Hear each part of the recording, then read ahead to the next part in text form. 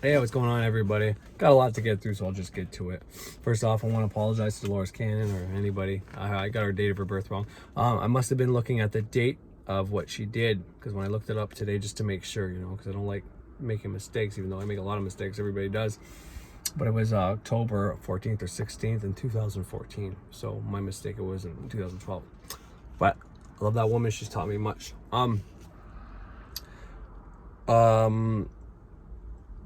I want to talk about a few things today, and I want to tie in my whole lottery ticket thing that I talked about yesterday. How if you get your mind off of winning while you're doing the ticket, if you just get in kind of like either maybe neutral is probably the wrong word to use, but like a state of mind where you're not really thinking about anything. It's kind of the way I explained whenever you're trying to learn something fast. If you're trying to, you know, you're listening, testimonials, by the way, was the word I was looking for yesterday. I was talking about if best thing you can do for yourself is listening to magical testimonials. Mind and Magic channel has many in his mailbag, Frederick Xavier, where people write into him saying everything from the reject, banish, deny thing has changed their life, to they did his money candle that he has on there, to his honey jar, to the sigil he gave out, and an orange ball. There's so many testimonials of people saying I found an orange ball with, because he puts out the sigil and he doesn't tell you what the sigil is for at the beginning. Well, then you find out later on if you keep going through, because you can't stop, and you find out it's for an orange ball. And you know, I didn't even make the fucking sigil, but I watched those videos over and over and over again, and lo and behold, I had an orange fucking Nerf football fucking show up in my fucking yard. You know what I mean? How many people that haven't wrote into him? And that has probably happened to probably, I don't know, thousands, who knows. But the point is, those testimonials do wonders for your mind. And the point I give, saying if you want to get that shit right in your subconscious mind, well, get your hands busy, do something. You know, you can do the whole crossing your arms and legs thing. That works great, because if you don't want to do too many things at once. But if you're doing the dishes, if you're sweeping up the floor, if you're, you know, doing a chore, whatever, if you're outside fucking about to cut up fucking tree branches that you were trimming off your tree to get rid of the disease, like I'm about to do, you know, you do something that gets your conscious mind busy, preoccupied, and then your subconscious mind's wide open. Or sometimes it could be vice versa, but it kind of works the same, and I'll explain that in a bit. Because if your subconscious mind's tied up because you're using it for regular programs or running habits and shit that you have programmed in you, then your conscious mind is the one getting the information. So depending on your state of mind, you could anyways, I'll get into that later. But point is, I want to go over that. And the word was testimonials. How many testimonials he has. Watching those over and over again is great to get you to be able to manifest faster. So what I want to talk about today is, like I said, law of polarity, probably cause and effect. Definitely law of gender, the 7 hermetic principles: polarity, gender, and vibration, and probably cause and effect. And it's going to be probably a version, and not the only way they work, but the way it works for me. But the way I want to tie this in is giving you the same example of the lottery ticket, and how to do it, and why what I said works, basically. And then I'm going to get into that law that I talk about, how in the spiritual realm, like attracts like, but here in the physical, it's more like opposites attract. But I want you to keep in mind, and I'll explain it better later, but opposites attract refer to gender, and like attracts like refers to polarity. So when you meet somebody, okay, now I'm not trying to diss, I'm not saying anything bad about any different sexual orientations, but you know, just for a classic example, it's just an example, guys, okay?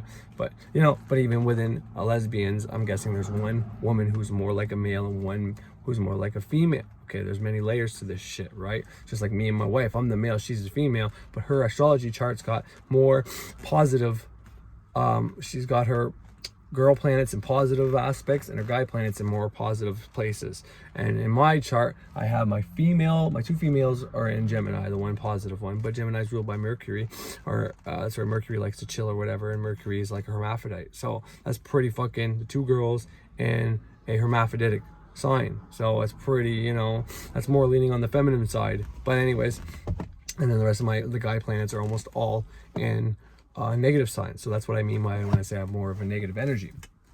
Anyways, so I'm male and female, but then when it comes to our energy, I'm female and she's male. Or you can look at that as polarity, it doesn't matter. But both my polarity and my gender within my birth chart is more negative and hers is more positive. So our opposites attract as in male and female, and also our energies. We attracted each other because we're both, and that's here in the mundane, the 3D, the physical. Now in magic, when you do your ritual, your conscious mind is the male mind. Your subconscious is the female mind. Your subconscious is the one that receives programming and runs it out. The woman receives the sperm and then takes care of the fucking pregnancy. You know, the woman is nature. She selects. We have to go and impress her. We have to impress nature. We have to say, hey, I fucking think you're gorgeous. You're fucking, oh, I'm so dumbfounded by your beauty. And if that works, then you got her. If that doesn't work, well, if you're an animal, you might have to put on a show, you might have to do some dominance, might have to beat up another fucking monkey or a lion or something, or a wolf or whatever the case is. Point is, we have to impress the Empress, right? The Empress is the fucking, it's like probably the most pentacle fucking pentagram fucking earth spirit, earth fucking sign card in tarot. All right. Yes, I love tarot. I do tarot. I don't do it for people. I like the way the universe can speak through you through all those images. It's just more of a message then. But I mean, if you can get it through your mind, it's way more profound than through the cards. But the cards can tell you some pretty cool things too. But anyways, so there's a nice clever play on words there. Empress. You have to impress the Empress, so you can impress your manifestation, your ideas onto her. But to get her to do that, you have to be in the same, like attracts like, basically. So if you're trying to impress a girl and she don't like the same shit you like, right? If you can't find some common denominators that you have, if you don't have some shit in common, well, if all you have is your magnetism, you might fuck, but it might not go further than that. If you want it to go further than that, if you have some shit in common, then you can build a foundation on that, because you still have to have some like attracts like, but those are in the thoughts, those are in the mind, that's mental, right? Because when you talk to a girl, I said, what do you like? Well, I like astrology, I like tarot, I like witchcraft. Oh, fuck, I'm a Christian and I don't believe in any of that shit. That's of the devil. Well, you guys, depending, you know, on the guy and who's the girl, you might fuck, you might not fuck. And I only say that because, you know, a Christian guy still might fuck a Satanist girl just because guys are horny pigs. But, you know, some girls are pretty horny too sometimes, and you gotta take what you can get, you know. Anyways, I'm happily married, I'm just saying. But, you know, point is, those people, you know, you're not going to bring your little Satanist girlfriend home to your Christian mom, or vice versa. You're not going to bring a fucking, you know, Luciferian to a fucking Christian fucking priest dad, or not a priest, I guess it'd be a preacher, but you know what I mean? So if you don't have thoughts in common, ideals in common, belief systems in common, then it's not going to work. But what are those? Well, those are spiritual things. Those are ideas. They don't actually exist. Yes, there's a Christian church. Yes, there's this. Yes, there's that. But what is that built on? Well, it's built on the idea that Jesus Christ, a long time ago, died for our sins and came back and resurrected. But it's an idea. It's a story. It's a myth. So it's in our mind. It's in our mind. It's spiritual. So that like attracts like. Whether you want to say, well, it's still physical, Corey. That's still fucking physical. It's in the physical. Is it? Is it really in the physical? Because I'm pretty sure it's in your fucking head. And if you could remove that, then you can basically get along with everybody on the fucking planet. But what keeps us separated is not actually our fucking borders. It's our beliefs. Okay? Sometimes gender gets in the way of that and shit like that. But it's also caused by these beliefs that one gender opposes the other gender, or one other gender is trying to do something to the other gender, and that starts that shit. So the point is, like attracts like in spiritual beliefs, mental concepts. However you need to grasp that, because that's going to be important. But like attracts, opposites attract is in gender. And that's two different polarities. So a lot of people like to say polarity, dualism, you know, right and left, it's all the same shit, but it's not. Because polarity is more like up and down, heaven and hell, Christian and the Satanist. Once again, those are ideas. There's no up, there's no down. They're basically the same. It's just telling you what level you're at. You're either at the high level or the low level. You're either above ground or you're below ground. But where are you? You're on planet Earth. Okay? You're either a hot temperature or cold temperature. But what is it? It's still fucking temperature. Okay? Is it rain or is it fucking snow? It's precipitation. It's fucking liquid. It's water. You know? Is it your middle finger? Is it your fucking thumb? Is it your pinky finger? No, it's your fucking hand. You know? It doesn't matter. It can always be broken down.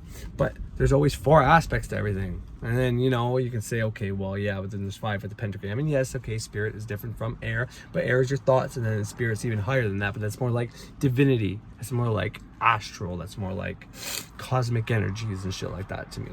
Because the air element is the element of air, which has the elemental of air, right? Just like the elementals of earth, which would be like earth spirits and shit like that, right?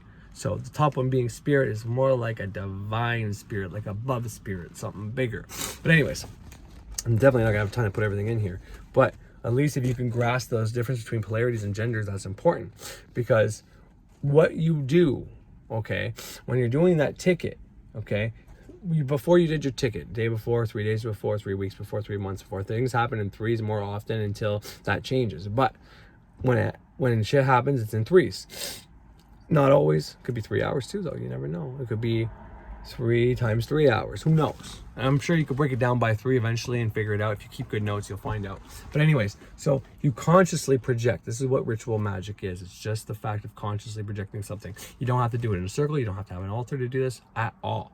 But watch out, because that's when things can happen. Because if you don't have a specific place where you do it often, over and over and over again, and this is where your mind gets used to, you developed a habit, a pattern within the pattern that you make your patterns out of, right? So, you know, anyways, I'll get into that a little bit later, more in depth. But anyways, so you go in your ritual circle, maybe you activate your sigil, maybe you do a candle, maybe you do a ritual, and you just simply, after you do your middle pillar and you do your fucking lesser banishing, you just say thank you to fucking Jupiter for bringing you all the fucking luck and cash on the instant scratchers. I really appreciate it. And you finish your fucking, you do your lesser banishing, and then you fucking Kabbalistic cross, and then you thank fucking the elements and the watchers, and then you fucking close your circle, you get out. 3 hours later, you go buy a ticket. You're scratching your ticket. All right, you get a couple thoughts of, oh fuck, what if I win? Oh shit, no, you're not gonna win, you're not lucky. Oh no, I banish that thought and accept the thought that I'm a winner and I'm lucky and I always win on scratch tickets. I will the Humphrey Samo to be. And then, you know, your mind's still on it. So you walk away and you listen to fucking music, you fucking start talking to somebody, you go outside and you fucking dig a hole. I don't care. Get your mind off it and then come back to it. And you might not be able to do it for another day. I'm telling you though, it's worth it. Because that's what I did last night, and I won fucking $7, okay? I bought 2 tickets, $6. It's not really much of a win. I'm only up $1. But what do you rather?